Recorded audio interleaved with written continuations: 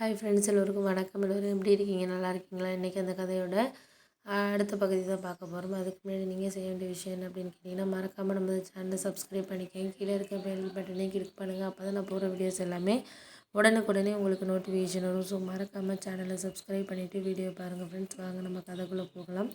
ஒரு விஷயத்த நான் அம்மாக்கிட்ட சொல்லலாம் அப்படின்னு சொல்லிட்டு யோசிச்சப்போ அக்கா சொன்னிச்சு, இதை பற்றி நீ அம்மாக்கிட்ட இனிமேல் சொல்லாத. அண்ணி பேசின விதத்தையெல்லாம் அம்மாக்கிட்ட சொன்னேன்னா அவங்க 2 பேருக்குள்ளே தேவையில்லாத பிரச்சனை வரும் அப்படின்னு சொல்லிட்டு இது மாதிரி சொன்னாங்க. அதுக்கு நான் சொன்னேன், அதெல்லாம் ஓகே தான், இருந்தாலும் அண்ணி நம்மளை பேசினது சரியா? நீ அந்த மாதிரி ஒரு புடவை எடுத்த விஷயத்துக்காக அவங்க வேலையை பார்த்துட்டு நீங்கள் எங்களை இது பண்ணுறீங்க அப்படி இப்படின்னு அவங்க ஒரு மாதிரி பேசிட்டாங்க. இது அம்மாக்கிட்ட சொல்லி தானே ஆகணும். நாளைக்கு அம்மாக்கிட்ட நம்ம சொல்லணுனாலும் சித்தியோ இல்லை அத்தையோ யாராச்சும் ஒருத்தவங்க கண்டிப்பாக சொல்லாமல் இருக்க மாட்டாங்களா? அப்போ என்ன நினைக்கும் அம்மா, இது மாதிரிடா நம்ம பொண்ணுங்களே நம்மக்கிட்ட என்னடா மறைச்சிருச்சுங்க, தேவையில்லாமல் ஏன்டா இது பேசினுச்சுங்க பண்ணிச்சுங்க அப்படின்னு சொல்லிட்டு கொஞ்ச நாச்சும் அவன் நினச்சி பார்ப்பாங்களா? தேவையில்லாமல் இது பண்ணிகிட்டு இருப்பாங்க, தேவையாது அப்படின்னு சொல்லிட்டு நான் சொன்னேன். இது மாதிரி ஒரு சில விஷயங்கள் நம்மளுக்கு கரெக்டாக நடக்கிறது அப்படின்னு சொல்லிட்டு நம்ம நினப்போம். அதை நீ கரெக்டுன்னு நினச்சாலும் அம்மா என்ன யோசிப்பாங்கன்னா, இது மாதிரி நம்ம பொண்ணுங்களே நம்மக்கிட்ட சொல்லி பண்ணேன்னு தான் நம்ம மேலே கோவம் வரும் தேவையில்லாமல்.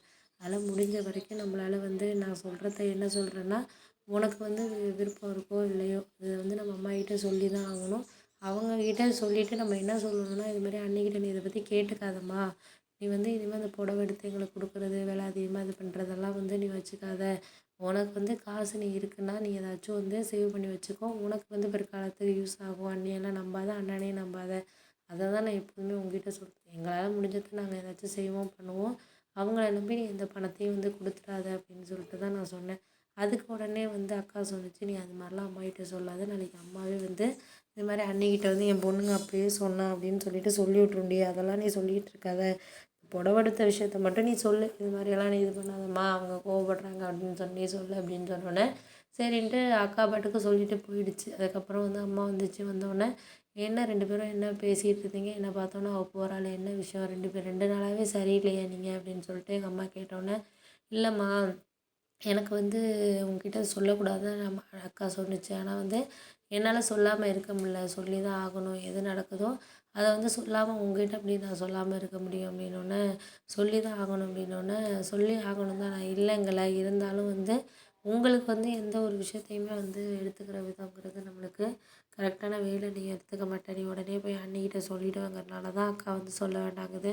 நான் அதெல்லாம் சொல்ல மாட்டேன். நீ சொல்லு, என்ன விஷயம் என்னென்னு சொல்லு அப்படின்னோடனே நான் அதுக்கப்புறம் அம்மாக்கிட்ட சொன்னேன். இது மாதிரி நீ எங்களுக்கு ஃபங்க்ஷனுக்கு புடவை எடுத்து கொடுத்தலமா 2 பேருக்கும் 5000க்கு எடுத்து கொடுத்தா, அவங்களுக்கு 2000க்கு எடுத்து கொடுத்துடணும். உங்கள் அம்மாவுக்கு எனக்கு எடுத்து கொடுக்க மனசு வராது. உங்களுக்கு செய்ய தான் மட்டும்தான் மனசு இருக்குது அப்படி இப்படின்னு சொல்லிட்டு அத்தை சித்தியெல்லாம் இருக்கிறப்ப அண்ணி பேசுனாங்க அப்படின்னோடனே, நான் அப்படி நினைக்கலடி. அவளுக்கு அடுத்த மாதம் கல்யாண நாள் வருது.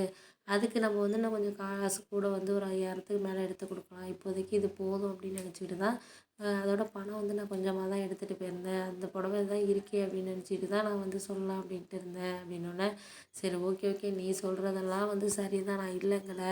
நீ சொல்கிற விதம்லாம் கரெக்டு தான், நான் இல்லைங்கல. இருந்தாலும் அதை நம்ம எடுத்துக்கிற விதங்கிறது நம்மளுக்கு கரெக்டான வேலை. நம்மளுக்கு எடுத்துக்கிட்டால் அது சரியாக இருக்கும்.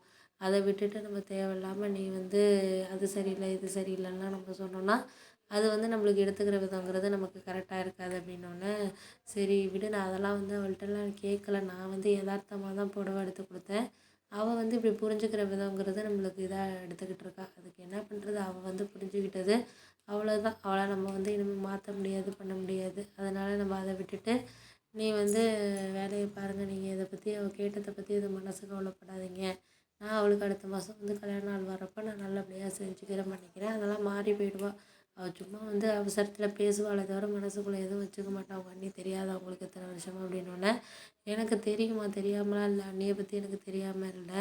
இருந்தாலும் எதுக்கு சித்திக்கு முன்னாடி அத்தைக்கு முன்னாடிலாம் அதெல்லாம் பேசணும் சொல்லு? பேசாமல் இருந்தால் இவ்வளோத்துக்கு வேலை கிடையாது. எதுக்கு பேசணும் பண்ணணும் அப்படின்னோடனே, அவள் எதுவும் பேசணும்னு பேசியிருக்க மாட்டாடி. அவளுக்கு இது மாதிரி சில விஷயங்கள் அவளுக்கு பேசணும், இந்த இடத்துல இதை பேசணும் அப்படிங்கிறது தெரிய மாட்டேங்குது.